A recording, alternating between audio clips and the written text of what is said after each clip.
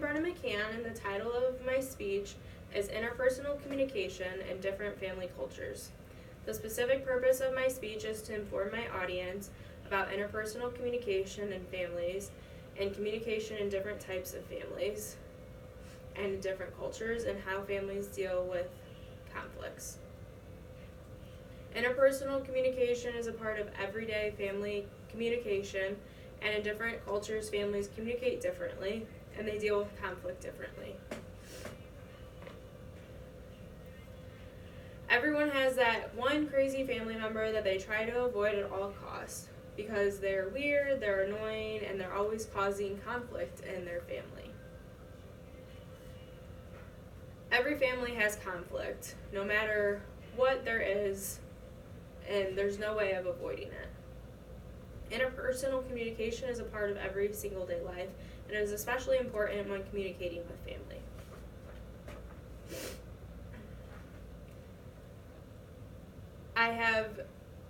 I communicate with my family every single day, and the way that I communicate with my family is completely different than the way you guys communicate with your family and the way that people in different cultures communicate with their families.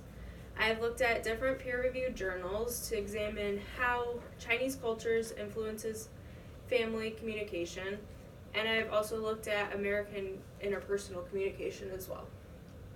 First, I will explain how families communicate and how different conflict styles affect family communication. Then I will examine the different types of communication patterns and the different ways that families try to avoid conflict. Lastly, I will discuss how guanxi is important in the Chinese culture and how it differs in the American culture. Communication is difficult sometimes in families, but every family has a different way of dealing with conflict. One of the hardest conflicts is between a parent and their child. In every family there's conflict, especially between the parent and a child. There are two different types of communication styles in families. The first one is conversation orientation, and this is where families try to include every single family member and all of family decisions. And this study was done by Sherman and Dumlau. Families that score high on conversation orientation on that side of the scale, they usually have open conversations with their families, and they express many different views and opinions, according to Sherman and Dumlau.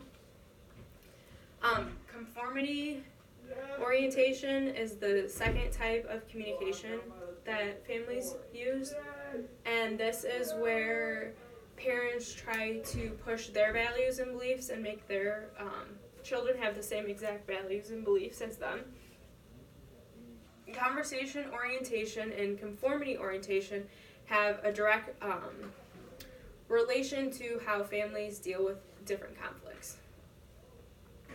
Conflicts in families is something that every single family deals with, and it's almost impossible to avoid no matter how hard we try. There are three different types of communication patterns that happen between young teens and their parents. The three different types of coping behaviors that families use are conflict avoiding, social support, and venting negative feelings, and this is also according to Sherman and Dumlau. Families that score high on the conformity-oriented side of the scale are more likely to avoid conflict. And this study was done by Sherman and Dumlau, and it was done between fathers and young adults.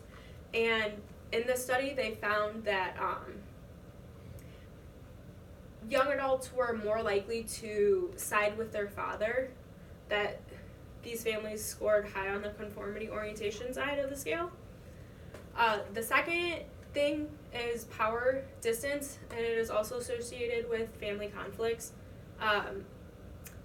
Power distance is basically an equality of power in different family relationships. And in the United States and Japan families, there's a difference between this power distance scale, according to Sherman and Dumlau. In the United States, families scored low on the power distance scale, while in Japan they scored relatively high.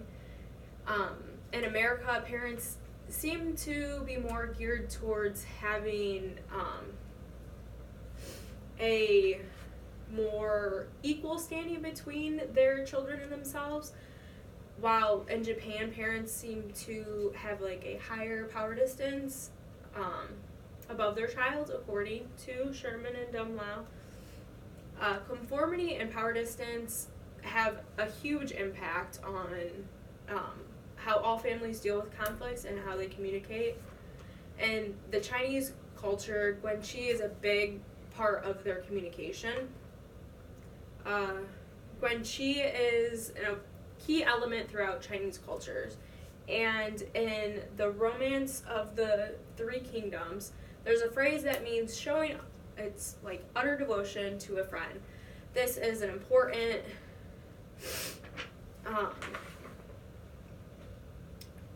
part and like value in the Chinese culture, according to Ma.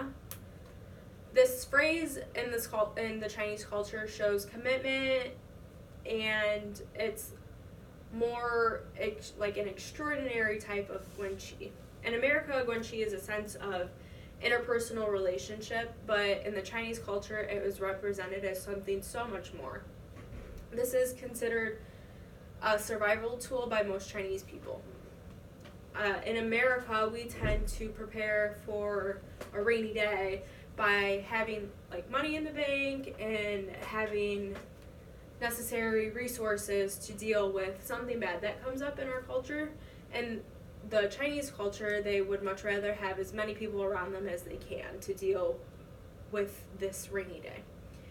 You can see that guanxi is a very important part of Chinese culture, and it is highly valued in the Chinese culture. And there are many ways that each family deals with conflict and how each family communicates. I have explained how family communication styles affect conflicts in the family.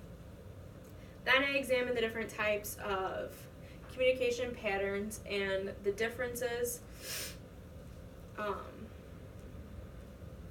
and the ways that families try to avoid conflict.